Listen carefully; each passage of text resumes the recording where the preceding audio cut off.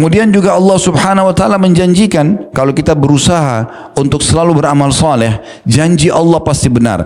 Asalkan kita ikhlas dan tulus dalam beriman dan beramal saleh, Allah janjikan kehidupan orang-orang beriman pasti akan nikmat, pasti akan terpenuhi kebutuhannya, akan terselamatkan dari segala masalah dan juga mara bahaya. Kalau ada masalah sedang terjadi dalam hidupnya sebagai ujian, dia akan temukan solusi dan dari permasalahan yang sedang dia hadapi.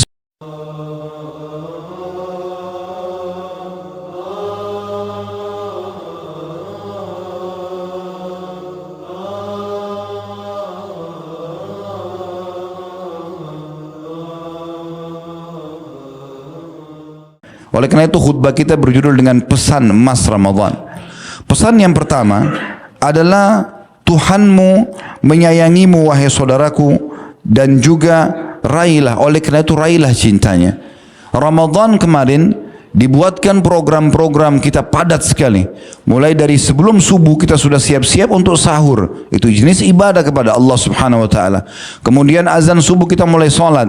Setelah itu kita mulai berpuasa menahan diri sekian belas jam sampai maghrib. Baru sedikit berbuka puasa kita sudah sholat maghrib, dan umumnya orang-orang mengerjakannya di masjid atau berjamaah. Setelah itu isya, waktu yang sangat pendek. Kemudian setelah itu kita mendirikan dengan sholat tarawih. Di 10 terakhir Ramadan bahkan lebih padat lagi. Banyak di antara muslimin selain tarawih mereka masih melengkapkan lagi dengan sholat tahajudnya. Kemudian sahur lagi. Begitu terus. Di waktu-waktu belasan jam lagi puasa pun, di waktu-waktu belasan jam lagi puasa pun, setiap muslim sibuk berzikir, sibuk membaca Al-Quran, berlumba-lumba dalam kebaikan. Bahkan kalau ada orang melakukan pelanggaran agama, maka setiap muslim yang memiliki iman dalam hati dan ikhlas mengikuti program Ramadan, pastikan mereka akan merasa terganggu melihat orang yang tidak puasa, orang yang makan di sembarangan tempat misalnya. Walaupun mereka orang non muslim, mungkin setiap muslim akan merasa terganggu. Kenapa orang ini tidak puasa? Kenapa kalaupun orang ini non muslim, kenapa dia makan di depan orang-orang yang berpuasa?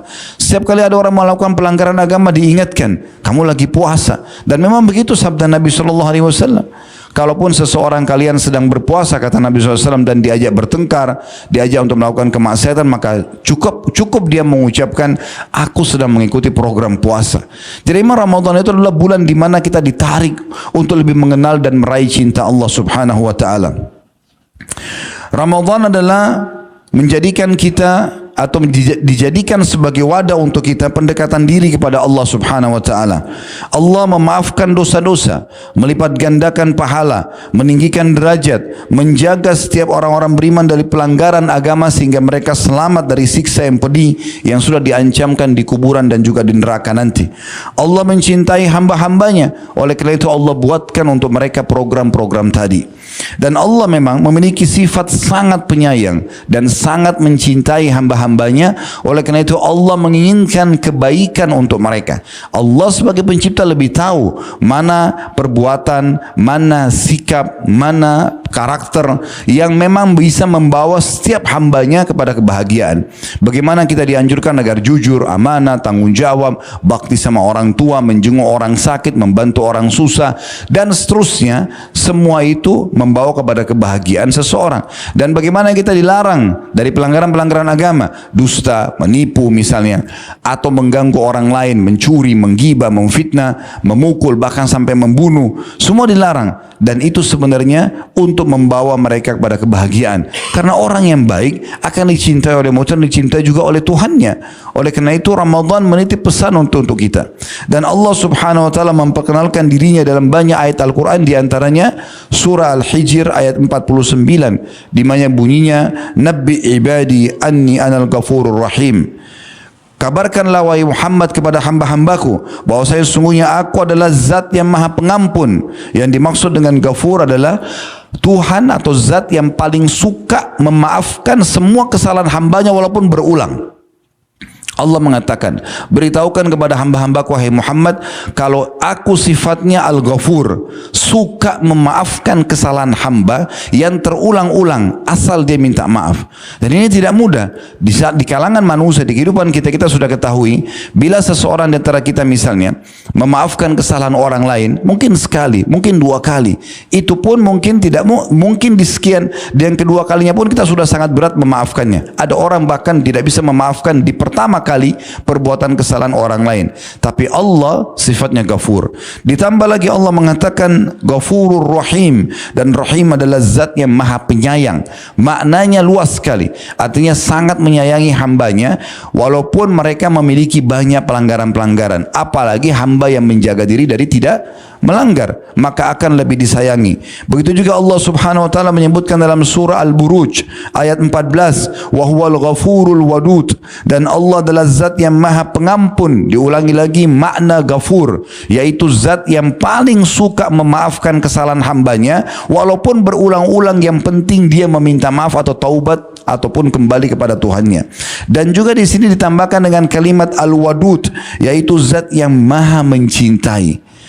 Ibnu Qayyim rahimahullah menanggapi tentang firman Allah surah Al-Buruj ayat 14. Beliau mengatakan, kurang lebih terjemahannya, betapa indahnya lafaz Al-Wadud atau zat yang maha mencintai. Karena memang mencintai ini membutuhkan sesuatu yang memicu agar bisa mencintai.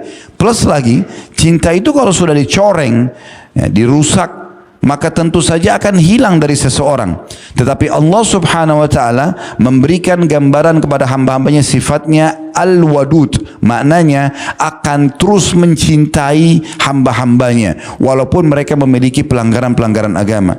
Kata beliau, betapa indahnya lafaz Al-Wadud yang diiringi dengan Al-Ghafur, zat yang maha mencintai dan juga maha memaafkan. Seseorang manusia bisa saja memaafkan orang yang telah melukainya, tapi ia tidak lagi mencintainya. Dari sisi lain, bisa saja juga orang mengasihi tapi tidak diikuti dengan rasa cinta. Tetapi Allah yang maha tinggi, dia mengampuni hamba-hambanya yang bertaubat, lalu mengasihi dan mencintai mereka. Semua itu diberikan secara bersamaan. Dinukil dari kitab At-Tibyan halaman 146. Demikian pula disebutkan dalam sebuah riwayat Bukhari Muslim tentang bagaimana cinta dan kasih sayang Allah yang telah diajarkan kepada kita dan dipesankan di bulan Ramadan kemarin, bagaimana kita bisa meraih cinta itu. Disebutkan dalam riwayat ini, qad atan ala Nabi sallallahu alaihi wasallam sabi.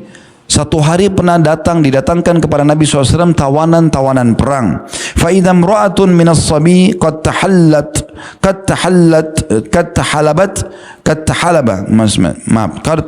thadiha tasqi.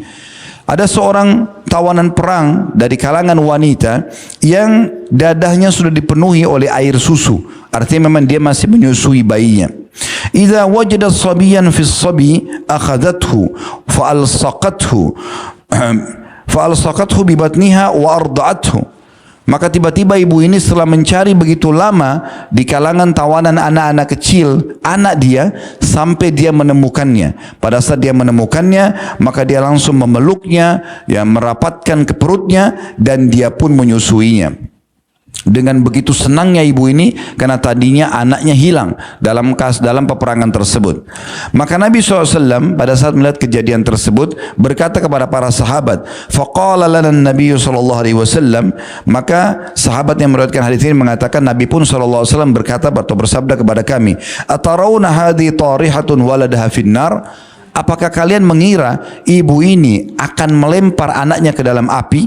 Jadi kalau kita bakar api unggun, apakah kalau ibu ini kita minta lempar anaknya ke api tersebut, dia akan lempar? Maka para sahabat mengatakan, qulna la, kami berkata tidak mungkin ya Rasulullah. Wahia taqdir ala alla tatruha. Sementara dia masih mampu untuk bisa tidak melemparkan anaknya. Dia berusaha membelanya kalau perlu sampai dia mati.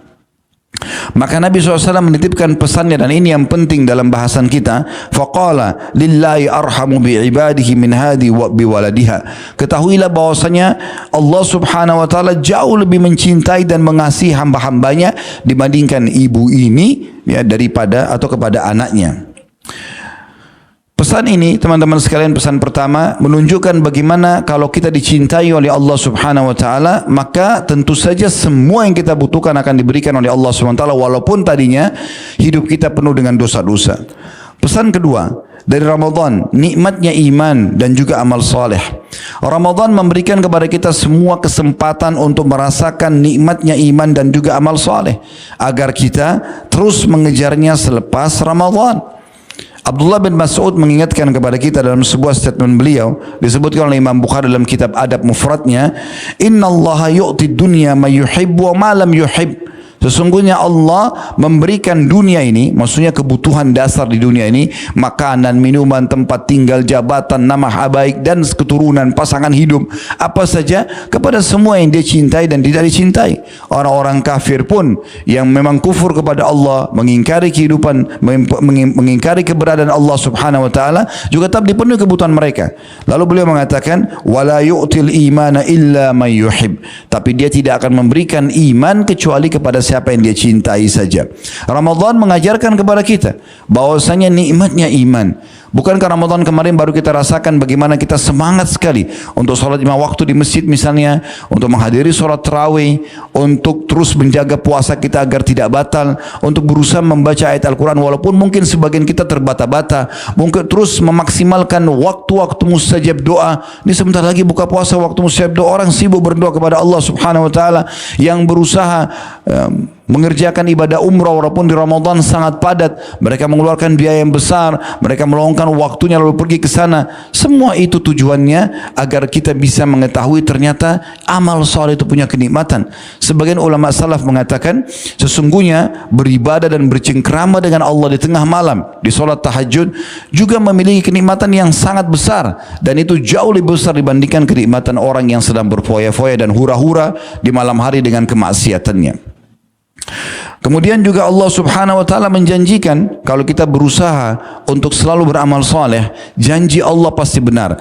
Asalkan kita ikhlas dan tulus dalam beriman dan beramal saleh, Allah janjikan kehidupan orang-orang beriman pasti akan nikmat, pasti akan terpenuhi kebutuhannya, akan terselamatkan dari segala masalah dan juga mara bahaya. Kalau ada masalah sedang terjadi dalam hidupnya sebagai ujian, dia akan temukan solusi dan dari permasalahan yang sedang dia hadapi. Sebagaimana Allah kekal dalam surah An-Nahl ayat 97 yang bunyinya, man amila salihan min dzakarin wa untha wa huwa mu'minun falanuhyiyannahu hayatan thayyibah wa lanajziyannahum ajrahum bi ahsani ma kanu ya'malun.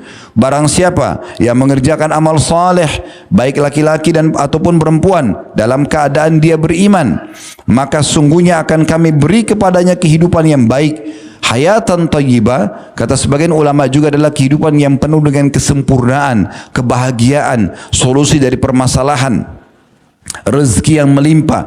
Kami akan berikan kepadanya kehidupan yang baik, dan sesungguhnya akan kami berikan balasan dengan pahala yang lebih baik dari apa yang telah mereka kerjakan. Artinya sedikit beramal saleh, balasannya nanti akan sangat menggembirakan di akhirat nanti. Amal saleh memiliki kelezatan baik pada saat mempelajarinya. Teman-teman duduk mendengarkan khutbah seperti ini, atau kita sedang duduk dalam sebuah majlis, seorang ulama, seorang ustadz, seorang kiai sedang menyampaikan tentang keutamaan ibadah, keutamaan puasa, keutamaan solat, keutamaan haji, keutamaan umrah, sedekah, bakti sama orang tua, jenguk orang sakit. Semuanya itu mempelajarinya saya sudah punya kenikmatan. Kita merasa, oh ilmu ya, kita sudah mendapatkan. Begitu juga dengan mengerjakannya. Pada saat orang mengejar keutamaannya, kemudian mengajarkannya, dan puncaknya nanti adalah sempurnanya kenikmatan Allah pada saat menerima balasan di akhirat nanti. Kalau solat tidak nikmat, maka muslimin tidak akan mungkin menjaganya. Menahan dahaga dan menikmati juga menikmatinya dan juga menikmati lapar saat puasa tidak akan dikerjakan. Bekas-bekas luka di medan jihad akan selalu terasa perih kalau bukan karena punya kenikmatan. Tapi karena ada kenikmatannya, orang hanya mengenang, oh ini luka saya dulu pada saat berperang misalnya. Begitu juga dengan haji dan umrah, di mana orang mengeluarkan biaya yang cukup besar, meluangkan waktu juga, tapi karena punya kenikmatan, tidak ada satu orang pun yang pulang dari haji dan umrah kemudian ditanya mau haji dan umrah lagi, mereka mengatakan tidak. Mereka pasti akan mengatakan, iya, saya akan mengerjakan ibadah haji lagi, saya akan mengerjakan ibadah umrah lagi, karena punya kenikmatan. Oleh karena itu, Ramadan titip pesan kepada kita agar kenikmatan yang sudah dirasakan itu terus jaga 11 bulan ke depan. Ramadan yang akan datang nanti, kita tingkatkan lagi kualitas daripada keimanan dan amal soleh kita dibandingkan Ramadan tahun lalu, dan juga kita tingkatkan kuantitas bagi ibadah yang boleh ditingkatkan kuantitasnya. Seperti misalnya kita biasa sholat tarawih atau sholat malam misalnya hanya membaca beberapa ayat Al-Quran. Mungkin Ramadan akan datang kita akan lebihkan daripada ayat-ayat itu. Mungkin kita biasa cuma baca atau mendengarkan ayat 10 ayat per satu rakaat misalnya. Mungkin kita akan hadiri tahun depan di 50 ayat atau 100 ayat per satu rakaatnya dan seterusnya. Begitu juga kalau saat ini kita hanya membaca Al-Quran beberapa ayat Al-Quran, bahkan mungkin belum mengkhatamnya. Ramadan akan datang kita akan mengkhatamnya. Kalau tahun ini kita sudah mengkhatamnya sekali, tahun depan kita coba khatam 2 kali. Terus kita tingkatkan kuantitas selama memang dibolehkan meningkatkan kuantitasnya. Karena ada beberapa ibadah tidak boleh meningkatkan kuantitas, seperti contoh sholat 5 waktu sudah ditentukan jumlah rakaatnya, subuh 2 tidak bisa kita tambah kuantitas menjadi 3 misalnya, atau duhur 4 kita tambah menjadi 5 misalnya, tidak dibolehkan. Tapi selama yang dibolehkan kuantitasnya, maka kita jaga perbuatan tersebut. Pesan ketiga saudaraku seiman, puasa itu adalah sehat. Kita bisa rasakan selama puasa kemarin bagaimana orang merasakan sehat. Banyak orang mungkin berat badannya turun, mungkin ternyata dengan makan sedikit sudah cukup untuk kenyang. Berapa banyak orang yang tadinya berpenyakitan, Ramadan dia sembuh. Ada sebuah kisah unik di Saudi terjadi. Ada seorang pengusaha kaya di Riyadh. Dia setiap menjelang Ramadan pasti safar ke Eropa, berangkat ke Amerika dengan keluarganya hanya karena ingin menghindari puasa Ramadan. Subhanallah, terjadi kurang lebih 10 tahun berturut-turut.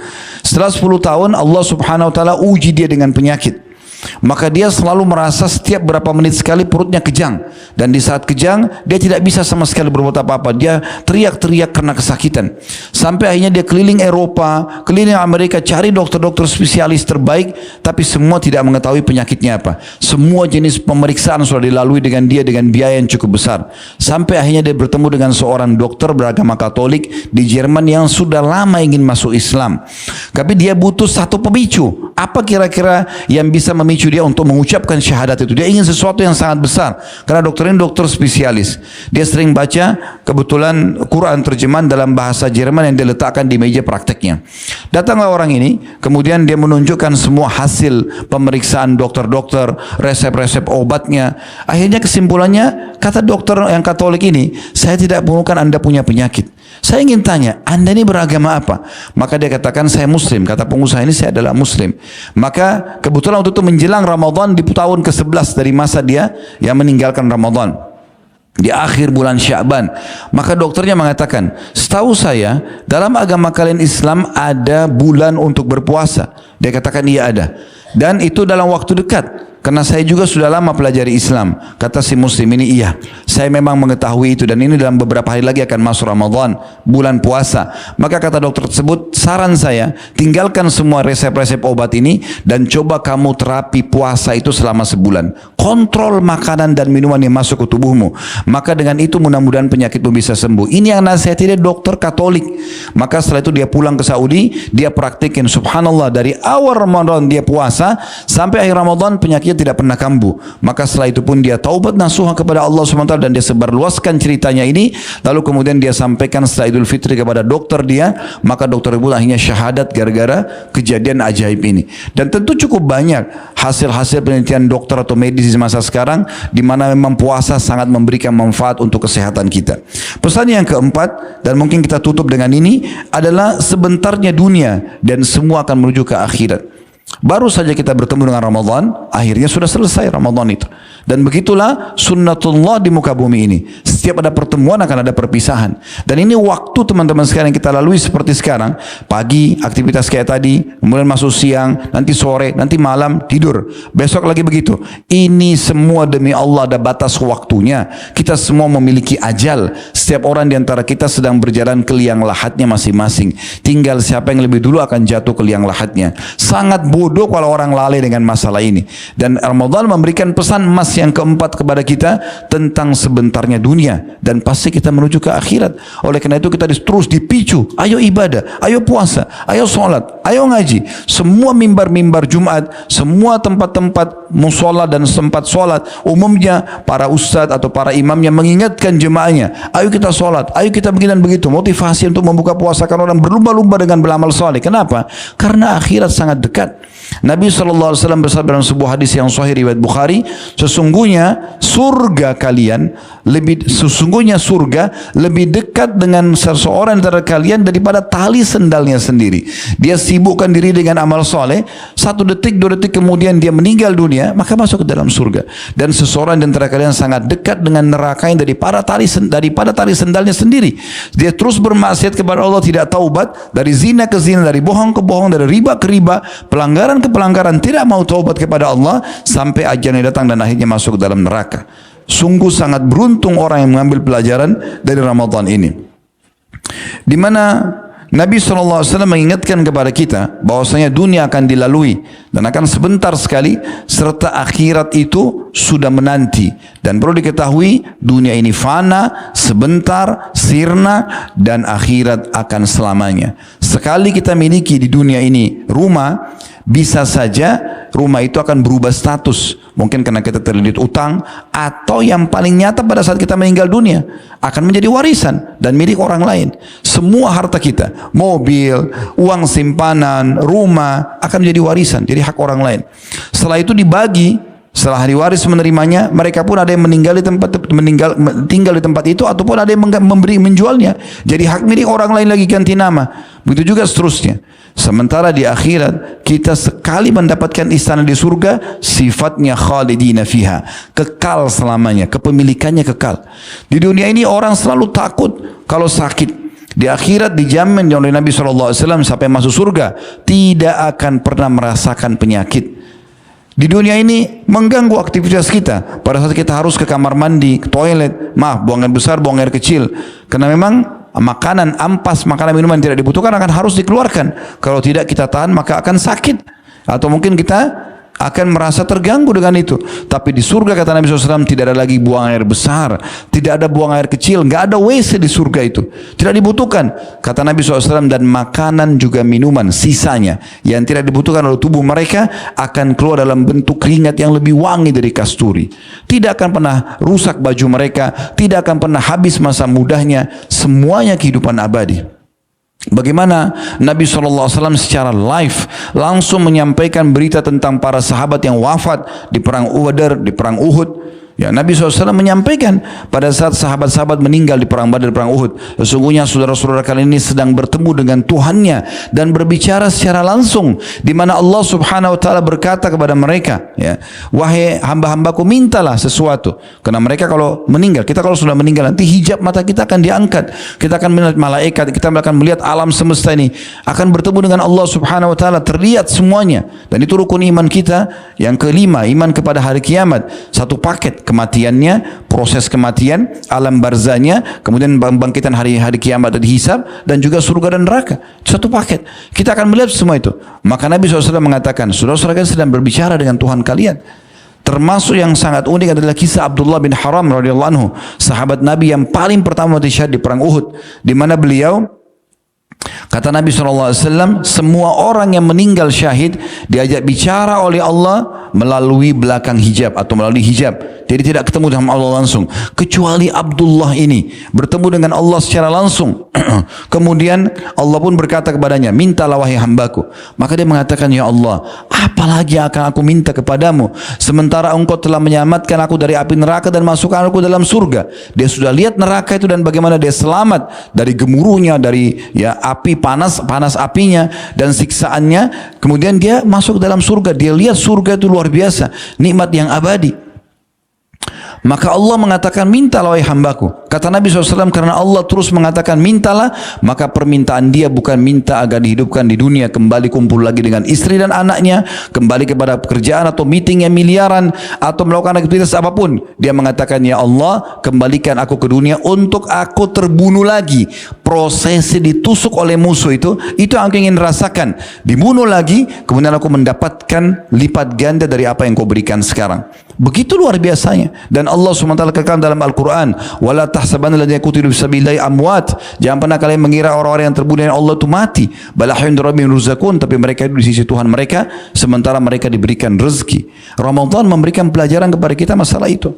Banyak sekali ya dalil-dalil yang menyebutkan tentang dunia ini sebentar kita lalui dan akhirat akan kita ya menuju ke sana. Di antaranya adalah sabda Nabi SAW riwayat Imam Ahmad dengan sanad hasan di ghairihi. Kata Nabi SAW, man ahabba dunyahu adarra bi akhiratihi, wa man ahabba akhiratahu adarra bi dunyah, fa'athiru ma yabqa ala ma yafna. Siapa yang mencintai atau mengejar dunianya saja tanpa pernah berfikir akhiratnya, maka pasti akan mengganggu prestasi yang akan didapatkan di akhirat nanti, atau dia tidak akan mendapatkan maksimal, bahkan bisa celaka. Dan barang siapa yang mencintai atau mengejar akhirat, maka pastikan tidak akan mengurangi jatah dia di dunia. Maka dahulukanlah negeri kekal akhirat daripada negeri yang fana atau dunia. Makanya Allah Subhanahu wa taala mengatakan dalam surah Al-A'la, wal akhiratu khairu wal akhiratu khairu wa abqa. Sungguhnya akhirat itu jauh lebih baik dan jauh lebih kekal. Dalam firman yang lain, wal akhiratu lahiyal ulahiyal hayawan, artinya kehidupan akhirat itu adalah kehidupan yang sangat abadi atau yang akan selamanya. Juga Nabi SAW mengingatkan kepada kita sebagai penutupan khutbah kita, bagaimana pesan ini penting sekali. Kalau semua akan berlalu dan juga akan ada akhirnya kalau di dunia, di mana Nabi SAW mengatakan, man kanatil akhiratu hammahu ja'alallahu ginahu fi qalbihi. Barang siapa yang niatnya ingin menggapai akhirat, targetnya akhirat sana. Ramadan kemarin memicu kita tuh, ayo ibadah, tujuannya untuk mengejar akhirat. Nanti kita akan dapat balasannya di akhirat sana. Siapa yang berpuasa Ramadan, siapa yang mendirikan solat malam Ramadan atau salat tarawihnya karena keimanan dan mengharapkan pahalanya di sisi Allah SWT, mengharapkan akhirat, maka akan dibersihkan dosa-dosanya yang lalu. Itu memicu umat Islam untuk mengerjakan karena mengejar akhirat itu. Kata Nabi SAW, siapa atau barang siapa yang niatnya ingin menggapai akhirat, maka Allah akan memberikan kecukupan dalam hatinya. Allah akan menyatukan dan memenuhi keinginannya yang bercerai-berai, dan dunia pun akan datang kepadanya dalam kondisi terhina. Man kanatil akhiratu hamma ja'alallahu ginahu fi qalbi wa jama'a lahu syamlah wa atathu dunya wa hiya ragimah. Ini luar biasa lafadznya ya. Jadi barang siapa yang mengejar akhirat targetnya, maka Allah akan jadikan kekayaan dalam hatinya, selalu merasa cukup. Walaupun hartanya tidak banyak, tapi Allah selalu buat dia cukup. Dan juga Allah akan satukan semua keinginannya, tidak ada yang dia lupakan. Dan Allah juga akan berikan keinginan tersebut, serta dunia akan datang dalam kondisi tunduk dan hina kepadanya. Wa man kanatid dunya hammahu ja'alallahu faqrahu baina ainai. Dan barang siapa yang tujuan utamanya meraih dunianya saja, tidak pernah dipikirkan akhirat, maka Allah akan jadikan kemiskinan di depan matanya. Walaupun hartanya melimpah, selalu tidak pernah cukup. Wa farraqa alaihi syamlah, dan Allah akan cerai-beraikan keinginan-keinginannya. Walam ya'tihi minad dunya illa ma qaddara lahu, dan tidak akan datang kepadanya dari urusan dunianya atau rezeki di dunianya kecuali yang sudah ditakdirkan kepadanya. Tidak ada tambahan lagi. Karena di sini diriwayatkan oleh Tirmidzi dengan sanad hasan sahih. Dari apa yang kita sampaikan teman-teman sekalian, kesimpulannya adalah bagaimana seseorang muslim tidak menyia-nyiakan peluang-peluang dari yang Allah berikan kepada dia, dari kesempatan, kesehatan ya, agar dia selalu maksimalkan ibadah kepada Allah Subhanahu wa taala. Jangan keadaan kita sekarang kembali seperti sebelum Ramadan, tapi bagaimana sekarang keadaan kita seperti Ramadan. Kalau Ramadan sebulan penuh kita sudah terbiasa puasa wajib, perut kita dan tenggorok kita sudah terbiasa menahan lapar lapar dan juga haus, sekarang tingkatkan dan lanjutkan dengan puasa-puasa sunnah. Kalau kita biasa sholat tarawih atau kita bangun di waktu ya, sahur untuk kita makan sahur dan itu sepertiga malam, sekarang hidupkan dengan sholat-sholat malam. Kalau Ramadan kemarin kita baca Quran, sekarang kita juga baca Al-Quran dan kita mengejar untuk mengkhatamnya. Kalau kemarin kita banyak berzikir dan mengejar doa, sekarang juga kita mengejar zikir dan doa. Kemarin kita jaga sholat tepat waktu, sekarang juga kita jaga semua perbuatan tersebut. Dan akhirnya nanti kita meninggal dunia, dan itu bisa terjadi setiap detiknya. Tidak harus menunggu kita masuk di ruangan ICU, maka kita akan bahagia pada saat itu. Ingatlah saudaraku seiman, ini sering kami ingatkan dalam pengajian, semua orang yang sedang ada di rumah sakit, baik orang sakitnya ataupun semua yang staff ya, yang bekerja di rumah sakit tersebut, jauh lebih sedikit jumlahnya dibandingkan orang yang lalang di depan rumah sakit. Maknanya apa? Orang yang meninggal dalam kondisi sehat lebih banyak daripada orang yang meninggal dalam kondisi sakit. Oleh karena itu jangan sia-siakan kesempatan emas yang Allah berikan. Aku qauli hada, saya sudah mengucapkan perkataan saya ini, wa astaghfirullah li wa lakum, dan saya beristighfar kepada Allah, mengajak jemaah istighfar kepada Allah. Fastaghfiruhu innahu wal ghafurur rahim. Istighfarlah kepada yang, karena Dia Maha Pengampun juga Maha Pengasih.